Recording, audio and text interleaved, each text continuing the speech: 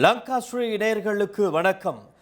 September மாதம் 21ஆம் தேதி நாட்டில் இடம்பெறவிருக்கின்ற 9வது நிறைவேற்று அதிகாரம் கொண்ட ஜனாதிபதி யார் என்று தெரிவு செய்ய இருக்கின்ற அந்த ஜனாதிபதி தேர்தலை முன்னிட்டு தற்பொழுது நாட்டில் இடம்பெறுகின்ற நிகழ்வுகள் எவ்வாறு இருக்கின்றது, என்னென்ன இடம்பெறுகின்றது, அரசியல் கட்சிகளின் நிலவரங்கள் எவ்வாறு இருக்கின்றது, அவர்கள் எடுக்கின்ற முடிவுகள் எப்படி இருக்கின்றது, அதேபோல் அரசியல் கட்சிகள் யார் யாருக்கு ஆதரவுகளை வழங்குகின்றார்கள், கட்சி பிளவுகள், கட்சி தாவுதல்கள் என்றெல்லாம் இப்பொழுது அதிகமாக பேசப்பட்டுக் கொண்டிருக்கின்றது. அரசியல் களம் சூடு பிடித்திருக்கின்றது. காரணம், வருகிற செப்டம்பர் 21ஆம் தேதி நடைபெறவுள்ள ஜனாதிபதி தேர்தலை முன்னிட்டுதான். ஆகவே இன்றைய இந்த காணொளியிலே இன்றைய தினம் எங்களுக்கு கிடைக்கப்பெற்ற ஜனாதிபதி தேர்தல் சம்பந்தப்பட்ட முக்கிய சில செய்திகளை தான் நாங்கள் இந்த காணொளியில் தொகுத்து உங்களுக்கு வழங்கப் போகிறோம். நீங்களும் தெரிந்து கொள்ளப் போகிறீர்கள். குறிப்பாக தேர்தல்கள் ஆணைக்குழுவிலிருந்து உத்தியோகபூர்வமான ஊடக அறிக்கைகள் என்று வெளியாகி இருக்கின்றது. 2 ஊடக அறிக்கைகள், அவற்றையும் நாங்கள் இந்த காணொளியில் பார்க்க போகிறோம். விவரமாக பார்க்கலாம். அந்த வகையில் முதலாவதாக நாங்கள் பார்க்க போகின்ற விடயம் என்னவென்றால், தற்பொழுது அண்மை காலமாக சமூக ஊடகங்கள், பிரதான ஊடகங்களிலே ஒரு செய்தி வலம் வந்தது. அதாவது செப்டம்பர் 21ஆம் தேதி இடம்பெறவிருக்கின்ற ஜனாதிபதி தேர்தலில் தேர்வுநர் டாப்பில் பதிவு செய்யப்பட்டிருக்கின்ற தேர்வுநர்கள், அதாவது வாக்காளர்கள் நாட்டில் எந்த ஒரு பகுதிக்கும் சென்று, எந்த ஒரு வாக்காளர் சாவடிக்கும் சென்று வாக்களிக்க முடியும் என்ற ஒரு செய்தி பரவலாக பேசப்பட்டது. ஆகவே இது உண்மையா பொய்யா, இது எப்படியான விடயம் என்பது குறித்து தேர்தல்கள் ஆணைக்குழு இன்றைய தினம் அவர்கள் ஒரு ஊடக வெளியிட்டுதான், ஒரு ஊடக அறிவித்தலை வெளியிட்டு அவர்கள் இந்த விவரம் தொடர்பாக பேசியிருக்கிறார்கள். நாங்கள் முதலில் அதை பார்க்கலாம். ஜனாதிபதி தேர்தலில் 2024 9/1 இப்பொழுது உங்களுக்கு இந்த திரையில் காணக்கூடியதாக இருக்கும் அந்த ஊடக அறிக்கை தான் இது. 2024 9/21ஆம் தேதி நடைபெறவுள்ள ஜனாதிபதி தேர்தலின் போது தேர்வுநர் டாப்பில் பதிவு செய்யப்பட்டுள்ள தேர்வுநர்களுக்கு நாட்டின் எந்த ஒரு வாக்கெடுப்பு நிலையத்திலும் வாக்களிப்பதற்குரிய வசதி செய்யப்பட்டுள்ளது என்று தேர்தல் ஆணைக்குழுவின் எந்த ஒரு உத்தியோகபூர்வ தீர்மானமும் அல்லாது முற்றிலும் உண்மைக்கு புறம்பான விடயங்களை உள்ளடக்கிய பிள்ளையான ஒரு செய்தி ஊடகங்களிலும் சமூக ஊடகங்களிலும் வலம் வருகின்றது. தான் தேர்வுநர் ஒருவராக தேர்வுநர் டாப்பில் பதிவு செய்யப்பட்டுள்ள வாக்கெடுப்பு மாவட்டத்திற்குரிய வாக்கெடுப்பு நிலையத்திற்கு வருவதன் மூலமும் அஞ்சல் வாக்குறுதியுடையவர்களுக்கு தமது அத்தாட்சிப்படுத்தும் அலுவலர் அலுவலகத்தில் அவரது முன்னிலையில் தனது வாக்கை அளிப்பதன் மூலமும் தேர்தல் சட்டங்களின்படி வாக்கெடுப்புகளின் போது வாக்களிக்க முடியும். 2024ஆம் ஆண்டிற்கான தேர்வுநர் டாப்பில் பதிவு செய்யப்பட்டுள்ள தேர்வுநர்களின் முகவரிக்கு தேர்வுநரின் பெயர், வாக்களிக்கக்கூடிய வாக்கெடுப்பு நிலையம், தேர்தல் நடைபெறும் திகதி, நேரம் என்ற விவரங்கள் குறிப்பிடப்பட்ட உத்தியோகபூர்வ வாக்காளர் அட்டையொன்று அஞ்சல் மூலம் கிடைக்கும். அதில் குறிப்பிடப்பட்டுள்ள வாக்கெடுப்பு நிலையத்திற்கு புறம்பான வாக்கெடுப்பு நிலையம் ஒன்றில் வாக்களிப்பதற்கு வாய்ப்பிருக்காது. ஆகையால் தேர்தல் ஆணைக்குழுவின் உத்தியோகபூர்வ அறிவிப்பு அல்லாத உண்மைக்கு புறம்பான செய்திகளை வெளியிடுவதை தவிர்த்து கொள்ளுமாறு அனைத்து ஊடகங்களுக்கும் அறிவிப்பதுடன் அவ்வாறான உண்மைக்கு புறம்பான செய்திகளை கண்டு ஏமாந்து விடாமல் தனக்கு கிடைக்கும் உத்தியோகபூர்வ வாக்காளர் அட்டையில் குறிப்பிடப்பட்டுள்ள வாக்கெடுப்பு நிலையத்திற்கு சென்று வாக்களிக்குமாறு தேர்தல் ஆணைக்குழு வாக்காளர்கள் அனைவரிடமும் வேண்டிக் கொண்டிருக்கின்றது. ஆகவே இதுதான் பிரதானமான விடயமாக இருக்கின்றது. அண்மை காலத்தில் வெளியான ஒரு செய்திதான் அது. அதாவது சமூக வலைத்தளங்கள் ஊடகங்களிலே பேசப்பட்ட ஒரு செய்திதான் அது. அதாவது தேர்வுநர் டாப்பில் பதிவு செய்யப்பட்ட ஒருவர் நாட்டில் எந்த ஒரு பகுதிக்கும் சென்று, எந்த ஒரு வாக்காளர் வாக்கு சாவடிக்கும் சென்று வாக்குகளை செலுத்த முடியும், வாக்குகளை பதிவு செய்து கொள்ள முடியும் என்ற ஒரு தகவல் தான். அதாவது உண்மைக்கு புறம்பான ஒரு தகவல் என்று இன்றைய தினம் தேர்தல்கள் ஆணைக்குழு உத்தியோகபூர்வமாக அறிவித்திருக்கிறது. அதேபோல் போலியான உண்மைக்கு புறம்பான செய்திகளை வெளியிட வேண்டாம், மக்கள் மத்தியில் கொண்டு போய் சேர்க்க வேண்டாம் என்றும் ஊடகங்களை தேர்தல் ஆணைக்குழு கேட்டுக்கொண்டிருப்பதான் அந்த ஊடக அறிக்கை. அதையடுத்து மற்றொரு ஊடக அறிக்கை இன்று வெளியிடப்பட்டது தேர்தல்கள் ஆணைக்குழுவால். அதாவது இலங்கையிலே 2024 தேர்வுநர் டாப்பின் படி ஒவ்வொரு தேர்தல் மாவட்டத்தினதும் பதிவு செய்யப்பட்ட தேர்வுநர்களின் எண்ணிக்கை தான் குறிப்பிடப்பட்டவாறு அந்த ஊடக அறிக்கையும் நாங்கள் உங்களுக்கு காண்பிக்க தயாராக இருக்கிறோம். அதாவது 2024 இந்த ஜனாதிபதி தேர்தலில் வாக்களிக்கவிருப்பவர்கள் எண்ணிக்கை, அதாவது இதுவரை பதிவு செய்யப்பட்டவர்களுடைய எண்ணிக்கை குறித்தான் அந்த ஊடக அறிக்கை இருக்கிறது. நாங்கள் அதையும் ஒவ்வொரு மாவட்டமாக பார்க்கலாம். ஒவ்வொரு மாவட்டங்களிலும் தேர்தல்கள் அதாவது வாக்காளர்களின் எண்ணிக்கை எப்படி இருக்கின்றது, ஒட்டுமொத்த வாக்காளர்களின் எண்ணிக்கையும் இதில் குறிப்பிடப்பட்டிருக்கிறது. நாங்கள் அதையும் இப்பொழுது பார்க்கலாம். உங்களுக்கு இப்பொழுது திரையில் காணக்கூடியதாக இருக்கின்றது. கொழும்பு மாவட்டத்தில் 17,65,351 வாக்காளர்கள் இருக்கிறார்கள். கம்பஹா மாவட்டத்தில் 18,81,129 வாக்காளர்கள் இருக்கின்றார்கள். களுத்துறை மாவட்டத்தில் 10,24,244 வாக்காளர்கள் இருக்கின்றார்கள். கண்டி மாவட்டத்தில் 11,91,399 வாக்காளர்கள் இருக்கிறார்கள்.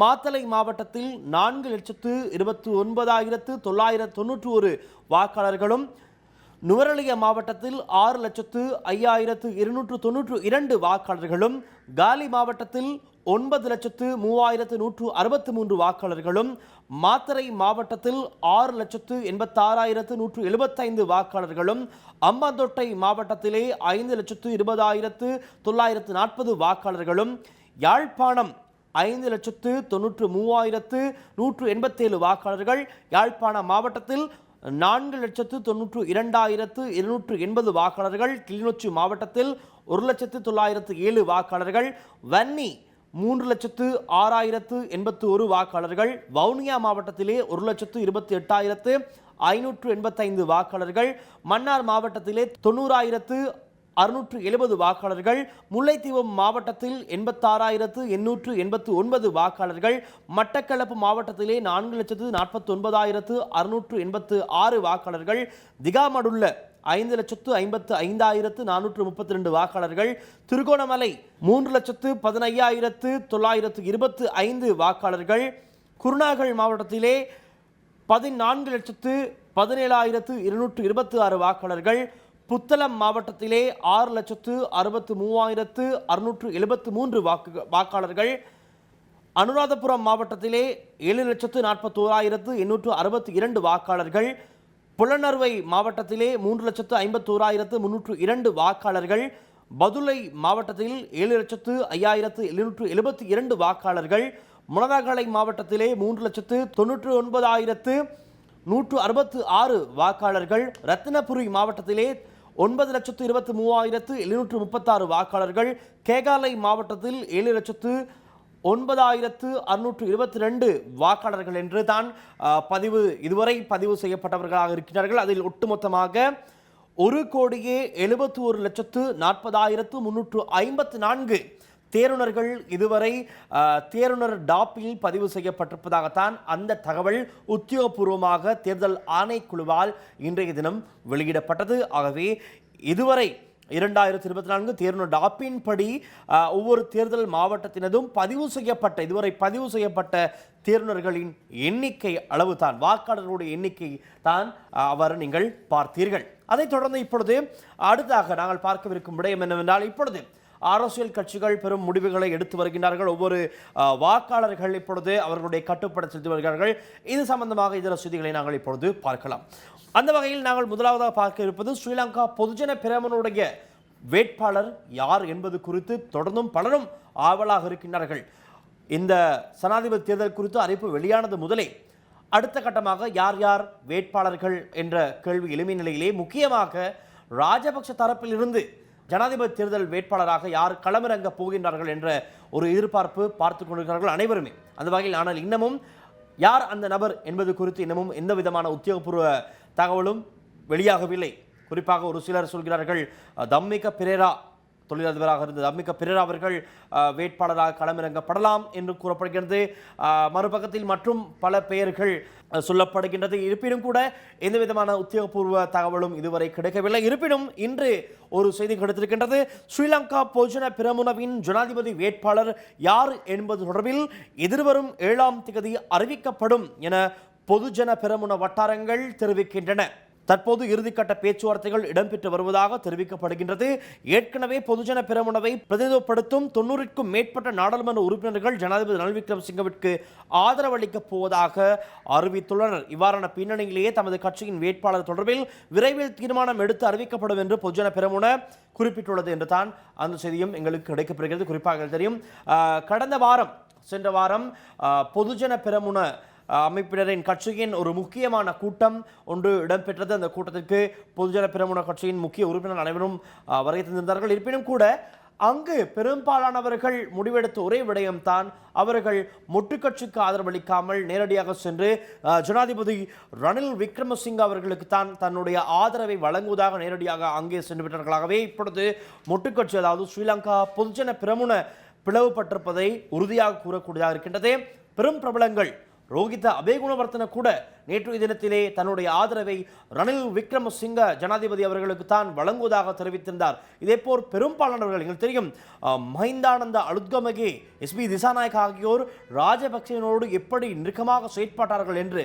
ஆனால் இன்று அந்த நிலை மாறியிருக்கின்றது. அவர்கள் பொதுஜன பெரமுன கட்சியிலிருந்து அவர்களுடைய ஆதரவை தெரிவிக்காமல் அவர்கள் அந்த கட்சியிலிருந்து அவர்களுடைய விதிகளை தாண்டி ஜனாதிபதி ரணில் விக்ரமசிங்க அவர்களுக்கு தங்களுடைய ஆதரவை வழங்க முன் வந்திருக்கிறார்கள். இப்பொழுது மொட்டு கட்சிகள், அதாவது பொதுஜன பெரமுன கட்சியிலிருந்து பெரும்பாலானவர்கள், முக்கியஸ்தர்கள் பலரும் தங்களுடைய ஆதரவை ஜனாதிபதி ரணில் விக்ரமசிங்க அவர்களுக்கு வழங்குவதற்கு முன் வந்திருக்கின்றார்கள். ஆகவே கட்சியின் நிலைப்பாடு, அதாவது பொதுஜன பெரமுனவின் கட்சியின் நிலைப்பாடு, அடுத்த கட்ட நகர்வுகள் எப்படி இருக்கும் என்பது குறித்து இன்னமும் உறுதியாக கூற முடியாமல் இருக்கின்றது. ஆகவே யார் அந்த வேட்பாளர் என்பது குறித்தான் அனைவரும் ஆவலுடன் எதிர்பார்த்திருக்கின்றார்கள். அந்த அறிவிப்பு 7ஆம் தேதி அறிவிக்கப்படும் என்று தான் சொல்லப்படுகின்றது. இந்த நிலையில் இந்த ஜனாதிபதி தேர்தல் செப்டம்பர் 21ஆம் தேதி இடம்பெறவிருக்கின்ற 9வது நிறைவேற்று அதிகாரம் கொண்ட ஜனாதிபதியை தெரிவு செய்யவிருக்கின்ற இந்த ஜனாதிபதி தேர்தலிலே மற்றொரு வேட்பாளராக களமிறங்குகின்றார் முன்னாள் இராணுவ தளபதி சரத் பொன்சேகா. ஆகவே அவர் ஒரு சுயேட்சை வேட்பாளராகத்தான் களமிறங்குகின்றார். அவருக்கான கட்டுப்பணம் இன்றைய தினம் காலை செலுத்தப்பட்டிருக்கின்றது. ஆகவே அவர் தேர்தல் இந்த போட்டியிலே களமிறங்கி போட்டிக்கு தயாராகுவது உத்தியோகபூர்வமாக இன்றைய தினம் அறிவிப்பு இருக்கின்றது. காரணம், அவர் கட்டுப்பணத்தையும் செலுத்தி அவருடைய பெயரையும் பதிவு செய்து விட்டார் என்பதுதான் உண்மையான நிலவரம். ஆகவே இது இப்படி இருக்கும் நிலையிலே இன்னும் கட்சிகள், பெரும்பாலான கட்சிகள் இருக்கின்றது. மலையகத்தை பிரதிநிதித்துவம் செய்யும் கட்சிகள், முக்கியமாக முஸ்லிம் காங்கிரஸ் கட்சியின் ரவுஃப் ஹக்கீம் அவர்கள் தன்னுடைய ஆதரவை ஐக்கிய மக்கள் சக்தியின் சஜித் பிரேமதாஸ் அவர்களுக்கு வழங்குவதாக தெரிவித்திருந்தார்கள். ஆகவே அப்படியும் ஒரு நிலவரம் இருக்கின்றது. இப்படி மற்றொரு ஸ்ரீலங்கா சுதந்திர கட்சி, அதாவது தயாசிரி ஜெயசேகர் உட்பட குழுவினர் தங்களுடைய ஆதரவினை சஜித் பிரேமதாசவுக்கு வழங்குவதாக தெரிவித்திருக்கிறார்கள். ஆகவே இப்பொழுது ஒவ்வொரு பிரதான கட்சிகளும் பிளவுபட்டு இப்படி வேட்பாளர்களை ஆதரிக்கும் நிலை தான் உருவாகியிருக்கிறது. கட்சிகள் பிளவுபடும் ஒரு நிலையை இங்கு எங்களுக்கு தெளிவாக காணக்கூடியதாக இருக்கின்றது. ஆகவே இன்னும் தேர்தலுக்கு 1 மாதம் அளவில் இருக்கின்றது. செல்லும் நிலையை பார்க்க போனால் கட்சிகள் இருக்குமா என்றே சொல்ல முடியாத ஒரு நிலை தான் இருக்கிறது. காரணம், கட்சிகளில் அவ்வளவு பிளவுகள், அவ்வளவு தாவல்கள், கட்சி தாவல்களை இப்பொழுது எங்களுக்கு கண்டு கொள்ளக்கூடியதாக இருக்கின்றது. ஆனால் இன்னமும் நிறைய அறிவிப்புகள் வெளியாக இருக்கின்றது. எதிர்வரும் நாட்களில் இந்த வாரம் நிறைய முக்கிய அறிவிப்புகள் வெளியாகுவதற்கான வாய்ப்புகள் இருக்கின்றது. ஆகவே அவற்றையும் பொறுத்து இந்த வார இறுதியிலே நாங்கள் நிறைய விடயங்களை எங்களுக்கு புதிதாக தெரிந்து கொள்ளக்கூடியதாக இருக்கும். ஆகவே இத்தான் இப்பொழுது தேர்தல் கள நிலவரங்களாக இருக்கின்றது.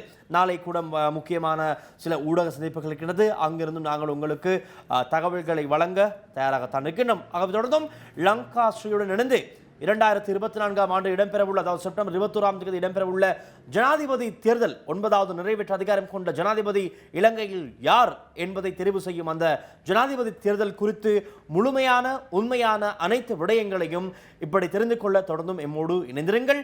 லங்கா ஸ்ரீ மற்றும் தமிழ்வின் எங்களுடைய உத்தியோகபூர்வ இணையதளங்களிலே ஜனாதிபதி தேர்தல் தொடர்பான அனைத்து செய்திகளும் உடனுக்குடன் நாங்கள் உண்மையுடன் வழங்கிக் கொண்டிருக்கின்றோம். நீங்கள் பிரவேசித்து உங்களுக்கு தேவையான அனைத்து விவரங்களையும் நீங்கள் எங்களுடைய இணையதளங்களிலே பெற்றுக்கொள்ளக்கூடியதாக இருக்கும். ஆகவே தொடர்ந்தும் லங்கா ஸ்ரீயுடன் இணைந்திருங்கள். மற்றும் ஒரு காணொலியில் குறிப்பாக ஜனாதிபதி தேர்தல் சம்பந்தமான முக்கிய பல விடயங்கள் அடங்கிய இன்னும் பல பெருமதியான முக்கிய காணொலிகளோடு நாங்கள் உங்களை சந்திக்கும் வரை உங்களிடமிருந்து விடைபெறுவது நான் உங்கள் டில்ஷான் வின்சன், ஒளிப்பதிவாளர் விஜய் மற்றும் லிஷுடன். தொடர்ந்தும் லங்கா ஸ்ரீயுடன் இணைந்திருங்கள். நன்றி, வணக்கம்.